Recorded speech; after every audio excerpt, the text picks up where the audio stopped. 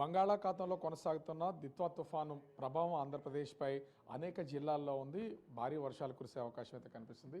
మనం ఒకసారి చూస్తే ఉత్తర దక్షిణ కోస్తాలకు సంబంధించి రాయలసీమ జిల్లాలకు సంబంధించి కూడా భారీ వర్షాల నుంచి అతి భారీ వర్షాలు కురిసే అవకాశం ఉందనేది ఇక్కడ స్పష్టంగా కనిపిస్తుంది. మనకి ఈ మ్యాప్లో కనుక ఒకసారి చూస్తే పొట్టి శ్రీరాములు, నెల్లూరు, తిరుపతి, చిత్తూరు ఈ 3 జిల్లాలకు సంబంధించి అతి భారీ వర్షాలు కురిసే అవకాశం ఉందనేది వాతావరణ శాఖ అధికారుల ద్వారా తెలుస్తుంది. అదేవిధంగా ప్రకాశం, వైఎస్ఆర్ కడప, అన్నమయ్య జిల్లాల్లో భారీ వర్షాలు కురుస్తాయనేది ఒక అంచనా అయితే ఉన్నటువంటి పరిస్థితి అయితే కనిపిస్తుంది. దాంతోపాటు రాయలసీమ జిల్లాలకు సంబంధించి సత్యసాయి, అనంతపురం, కర్నూలు, నంద్యాల జిల్లాలు, అదేవిధంగా ఉత్తర కోస్తా జిల్లాలు అయినటువంటి బాపట్ల, గుంటూరు, పల్నాడు ఈ జిల్లాలకు సంబంధించి భారీ వర్షాలు కురిసే అవకాశం ఉంది. ముఖ్యంగా రెడ్ అలర్ట్ చూపించినటువంటి పొట్టి శ్రీరాములు, నెల్లూరు, తిరుపతి, చిత్తూరు జిల్లాల్లో ఫ్లాష్ ఫ్లడ్స్ కూడా వచ్చే అవకాశం ఉన్నట్లుగా వాతావరణ శాఖ అధికారులు అయితే తెలియజేస్తున్నారు. ప్రస్తుతం మనతో విశాఖ వాతావరణ కేంద్రం అధికారి జగన్నాథ్ కుమార్ ఉన్నారు. ఏం సార్ అసలు అంటే ముఖ్యంగా ఈ స్థాయిలో వర్షాలు ఇప్పుడు దీని తీవ్రత కానీ లేదా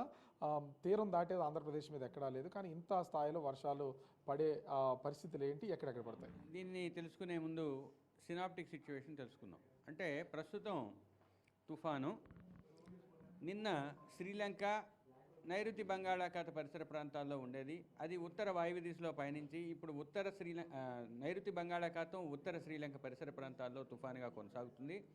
ఇది చెన్నైకి 380 కిలోమీటర్ల దూరంలో దక్షిణ దిశలో కొనసాగుతుంది. పుదుచ్చేరికి 280 కిలోమీటర్ల దక్షిణ ఆగ్నేయ దిశలో కొనసాగుతుంది. ఈ తుఫాను రాబోయే 2 రోజుల్లో కూడా ఉత్తర వాయువ్య దిశలోనే పయనించి తన గమనాన్ని నైరుతి బంగాళాఖాతంలోనే కొనసాగించి పుదుచ్చేరి, ఉత్తర తమిళనాడు, దక్షిణ కోస్తా ఆంధ్రప్రదేశ్ తీరాలకు సమాంతరంగా ప్రయాణించే అవకాశం ఉన్నది.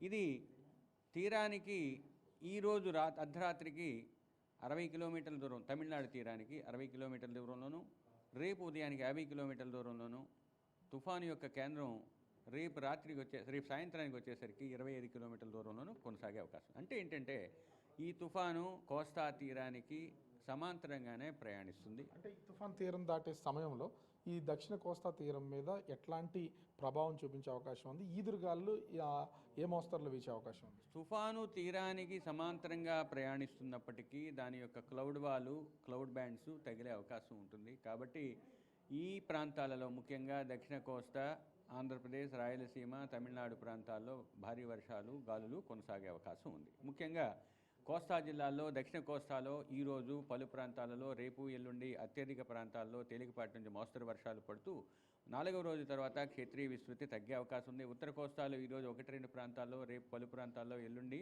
అత్యధిక ప్రాంతాల్లో పడి తర్వాత క్షేత్రీయ విస్తృతి తగ్గే అవకాశం ఉంది. ఫ్లాష్ ఫ్లడ్ సంగతి ఏంటి, అసలు ఎక్కడెక్కడ కురిసే అవకాశం ఉంది? రైతులకు ఏమైనా సూచన చేసే అవకాశం ఉన్నాయండి? ముఖ్యంగా ఈ వర్షాలు భారీ వర్షాల రూపంలో కొన్ని జిల్లాలకు వచ్చే అవకాశం ఉంది. ముఖ్యంగా ఈరోజైతే నెల్లూరు, తిరుపతి, చిత్తూరులో భారీ నుంచి అతి భారీ ఉండడం వల్ల ఆ జిల్లాలకు ఆరెంజ్ అలర్ట్ ఇచ్చాము. మీకు ప్రకాశం, కడప, అన్నమయ్యకు భారీ వర్షపాతం వచ్చే అవకాశం ఉంది. రేపు అతి ముఖ్యంగా ఈ జిల్లాలలో భారీ నుంచి అతి భారీ, అత్యంత భారీ పడే అవకాశాలు ఉన్న జిల్లాలు ఉన్నాయి. ముఖ్యంగా నెల్లూరు, తిరుపతి, చిత్తూరులో రేపు భారీ నుంచి అత్యంత భారీ వర్షాలు 1-2 చోట్ల, భారీ నుంచి అతి భారీ కొన్ని చోట్ల పడే అవకాశం ఉంది. అంటే ప్రభుత్వం తీసుకోవాల్సినటువంటి జాగ్రత్తలు ఏమన్నా సూచనలు ఏమైనా చేస్తారా?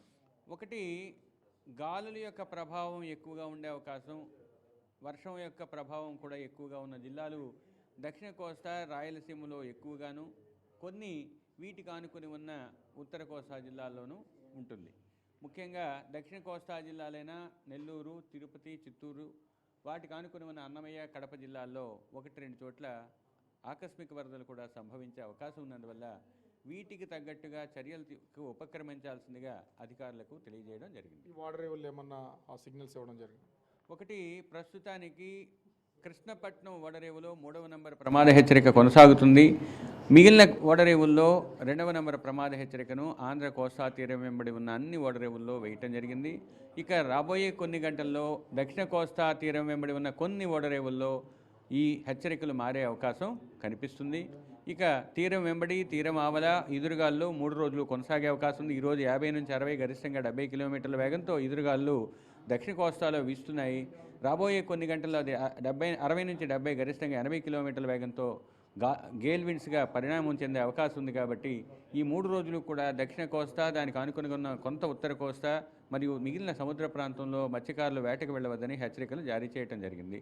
ఈ దిత్వా తుఫాను ప్రభావంతో అటు ఉత్తర దక్షిణ కోస్తాల్లో భారీ వర్షాలు కురిసే అవకాశం ఉంది.